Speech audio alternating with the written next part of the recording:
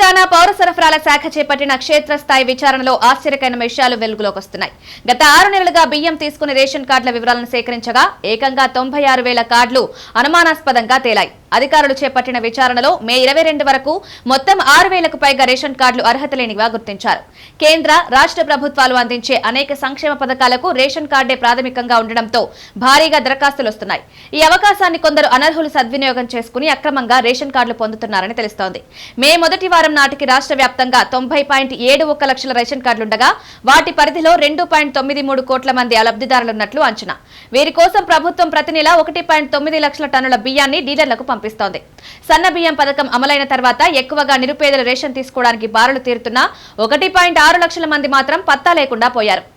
ఆయా మండలాల్లో తహసీల్దార్ల ద్వారా క్షేత్రస్థాయి విచారణ చేస్తోంది. లబ్ధిదారులు సదరు చిరునామాలో నివసిస్తున్నారా లేదా మరణించారా అని పరిశీలిస్తున్నారు. విచారణలో 100 ఏళ్ల వయసు పైబడి చనిపోయిన వారు కూడా రేషన్ లబ్ధిదారుల జాబితాలో పెద్ద సంఖ్యలో ఉన్నట్లు గుర్తించారు. మరికొందరికి 2 వేర్వేరు కార్డుల్లో పేరున్నట్లు కూడా సమాచారం.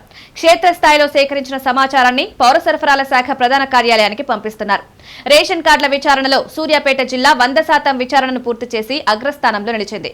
ఆ తర్వాత కామారెడ్డిలో 83%, సిరిసిల్లలో 68%, కరీంనగర్ 63% విచారణ పూర్తయింది. అయితే 12 జిల్లాల్లో మాత్రం ఈ విచారణ ఇంకా మొదలు కాలేదు. ఇప్పటి వరకు జరిగిన విచారణలో కామారెడ్డిలో 726, సిద్దిపేటలో 519, ఖమ్మం 371, సిరిసిల్ల 360, కరీంనగర్ 330, యాదాద్రి 176, మెదక్లో 106 కార్డులు అనర్హమైనవిగా గుర్తిల్లాయి. తెలంగాణ రాష్ట్ర వ్యాప్తంగా విచారణ పూర్తయిన తర్వాత వరుసగా 6 నెలల నుంచి రేషన్ తీసుకోవాలని, అర్హత లేకున్నా రేషన్ కార్డులు పొందిన వారి కార్డులను రద్దు చేసే అవకాశం ఉన్నట్లు పౌర సరఫరా శాఖ వర్గాల సమాచారం.